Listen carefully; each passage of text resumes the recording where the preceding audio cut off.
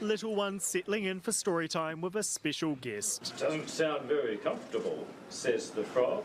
And Seymour's not comfortable with two. Do you notice, and I bet you anything you want, that the ECE people did this on purpose? Right there, behind, and you do get a close-up of it later, but right there behind that photographer is the kid's storybook with Jacinda Ardern on the front page. Not comfortable with too much red tape in the early childhood education sector, where parents are facing long waits to find a place for their kids. So the government wants to make it easier to set up centres. New providers will no longer need government approval, and it will also be easier and cheaper to staff them. No government approval needed to set up an ECE. No one sees a problem with this? No one. So this is literally the ambulance at the bottom of the cliff.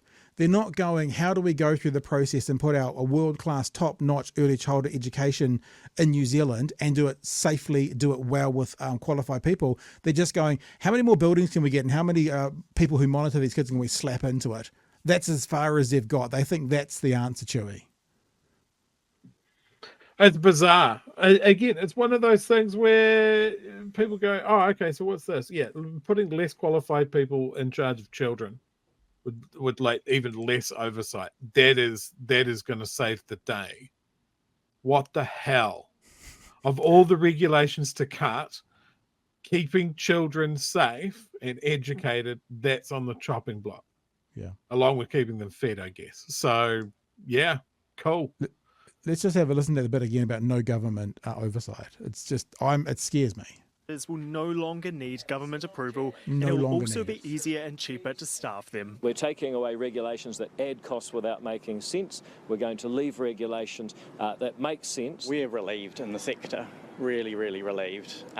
We're faced with layer after layer of regulation. But while the government's cutting red tape, rightly it's still so cutting jobs. Newshub has seen an email sent to a member of the school lunches team at the Ministry of Education saying it's proposed their role could be affected by a restructure.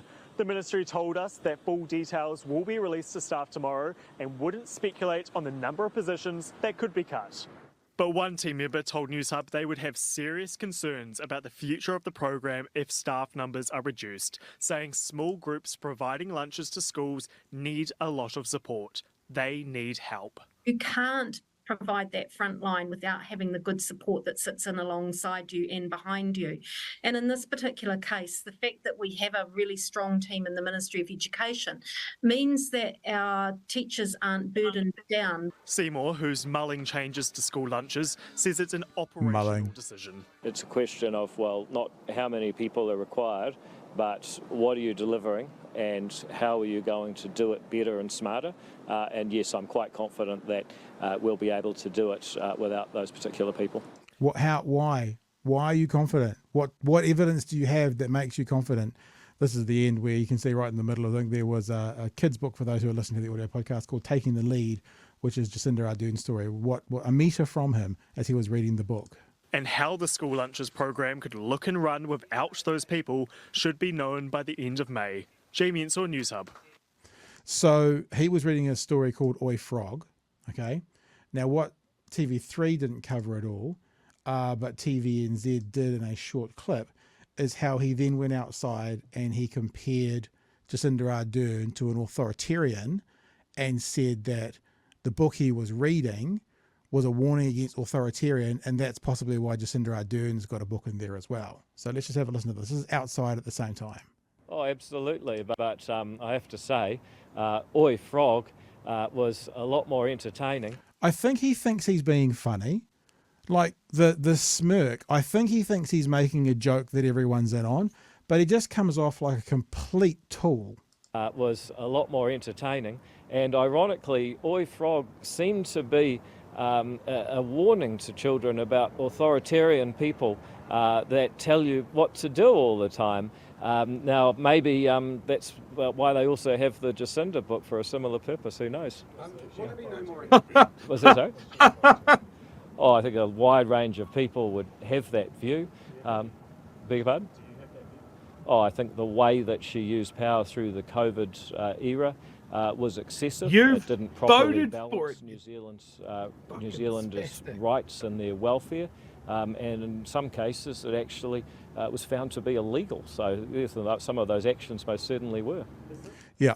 You said the best thing there, Chewy. Like, how many times did he vote against the so-called He authoritarian? supported it. Yeah.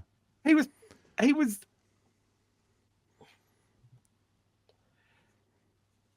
I think the word we're looking he for. makes me I think the word we're angry. looking for that fits quite appropriately with his nickname is what a smeeghead. Is that what we're looking for? What a smeeghead? He made the right decision at the right time. Like they all did. They all did in the early days of COVID. And then when they had time to work out what was going to be the most politically expedient thing for them, they all picked their heels. And Seymour is just, oh God, like bullying children is wrong. But some adults you look at and you go, you should have been bullied a bit more. Just a bit more. And Seymour's right at the top of my list there. How he thinks reducing regulation in early childhood. And who was that person from the sector going, oh, we've been dying for this, less regulation, less people looking at how we're looking after these kids. Yeah. You know, who the hell was that? I also want to Like, add one thing. I am dying to. So, a very good friend of mine works in early childhood, and he's got a lot of criticism of various governments throughout the years over early childhood stuff. And I am going to message him after this and go, have you seen this? What is your view? And I will get basically probably not even English out of him. I'm imagining just clearly someone punching a keyboard until it stops working is going to be his reaction. Like the guys in early childhood, they're always the poor cousin in the education thing. They're always scrambling around for funding. They're always trying to do more with less.